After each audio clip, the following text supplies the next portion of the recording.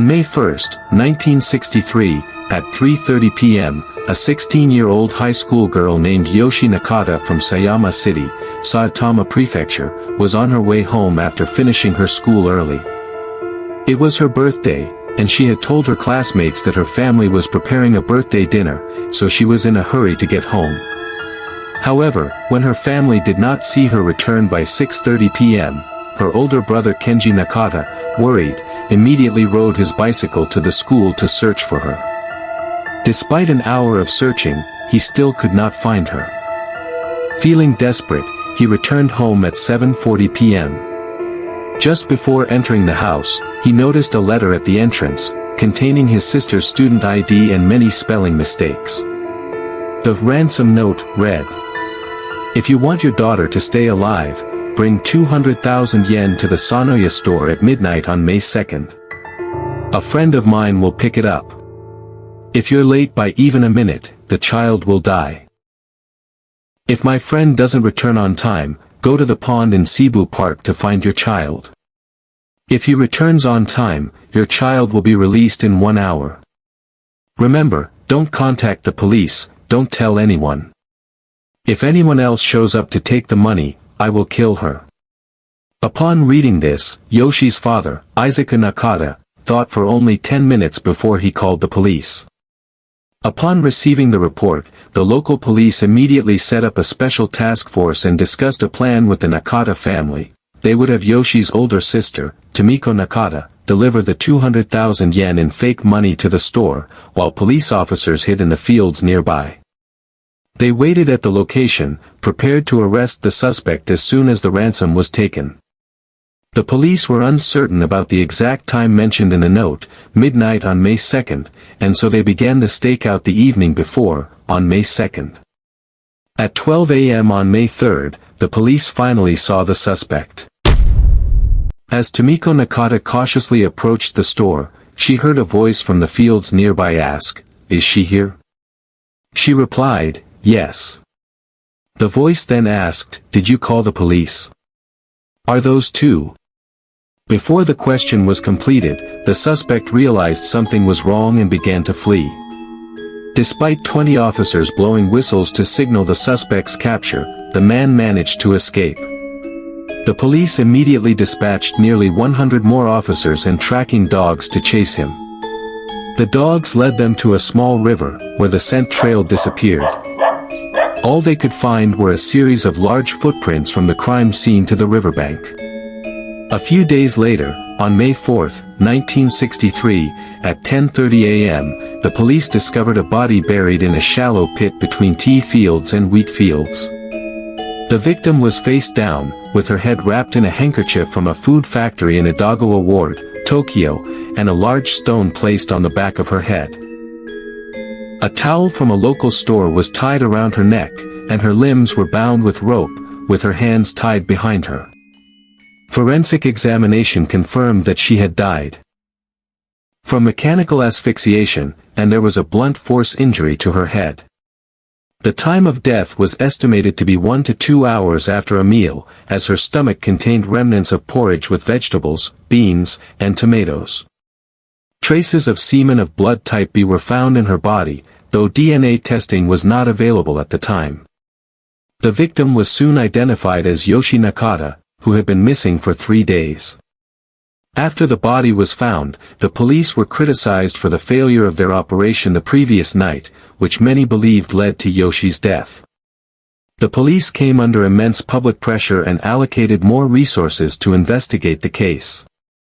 However, the evidence was scarce: a set of shoe prints, a ransom note filled with spelling mistakes, and the suspect's blood type being B. The police initially focused on a nearby pig farm, as it was located near the place where the footprints vanished, and the victim's route to school passed nearby.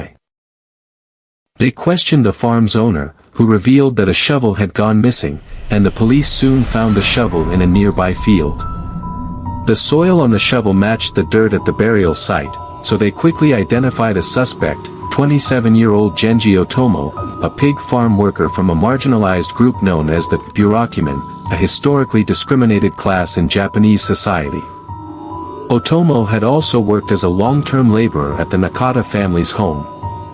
Police focused on him due to his B-type blood and the similarity between his handwriting and that on the ransom note. However, on May 6, just a day after Yoshi Nakata's funeral, Otomo inexplicably drank pesticide and committed suicide by jumping into a well. In his suicide note, he claimed to have been suffering from an illness, but no one knew of any illness, leading to doubts about whether it was truly suicide. In the following days, several people connected to the case died under strange circumstances, further adding to the mystery. On May 11, Tanaka Noboru, a witness who had provided key information about a suspicious trio seen near the crime scene, was found dead, apparently by suicide. The police continued their investigation and arrested a man named Kazuo Ishikawa, a 24-year-old former thief and another bureaucracy from the same pig farm. Ishikawa's handwriting was similar to the ransom note, and various items linked to the victim were found in his home. Police also identified him as having been at the crime scene on May 4, and multiple witnesses had seen him in the vicinity of the school and at the ransom drop site. On June 20, Ishikawa confessed to the crime, claiming that he had only been an accomplice and that the actual murderers were two other workers at the pig farm, who had disappeared shortly after the confession. The police's investigation into these two workers led to their mysterious disappearance, and they were never found. Meanwhile, public outrage continued to grow, and many believed that Ishikawa was being used as a scapegoat by the authorities, especially given his lower social status as a bureaucracy. After his initial conviction for rape and murder, Ishikawa's case became a national controversy. There were protests from the bureaucracy community and public outcry about the alleged injustice. In 1974, Ishikawa's sentence was reduced to life imprisonment, and he was released on parole in 1994. However, the case remained shrouded in mystery, and a series of suspicious deaths followed. As mentioned earlier, on May 6, 1963, Genji Otomo, the prime suspect, committed suicide. On May 11, 1963, Noboru Tanaka, a key witness, also committed suicide. On June 20, 1963, when Kazuo Ishikawa confessed to his involvement in the crime, he claimed he was just an accomplice, and that the actual perpetrators were two other workers at the pig farm, who had instructed him to collect the ransom. On that same day, the police investigated the pig farm and found that these two workers did indeed exist, but they mysteriously disappeared in late May and have never been found or heard from since. On July 14, 1964, Tomiko Nakata, the older sister of the victim, who had participated in the ransom exchange and identified Ishikawa's voice, committed suicide by drinking insecticide, leaving no note. On September 3, 1965, a police officer involved in the case slipped and hit his head on a hard object while taking a bath at home, causing his death. This officer had been one of the two policemen who had been spotted by the suspect during the ransom exchange.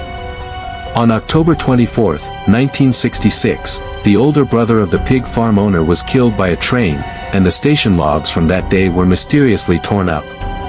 On November 29, 1966, the journalist from Mainichi Shimbun, who was the first to report on the case, died in a house fire under mysterious circumstances. On February 6, 1968, another police officer who had participated in the stakeout during the ransom exchange was found dead in a reservoir, with his cause of death ruled as an accident. On December 25, 1970, a forensic pathologist involved in the case was found dead on a ship docked at a port in Thailand, with the cause of death being unclear. On January 6, 1974, a documentary filmmaker who had planned to make a film about the case committed suicide by jumping off a building 2 days after proposing the project. On October 4, 1977, Kiyotaka Nakata, the younger brother of the victim Yoshi Nakata, committed suicide by hanging. On December 21, 1977, a well-known journalist, Munenori Katajiri, who had relentlessly pursued the case, tragically died in a car accident. The case remains one of Japan's most enigmatic and tragic unsolved mysteries.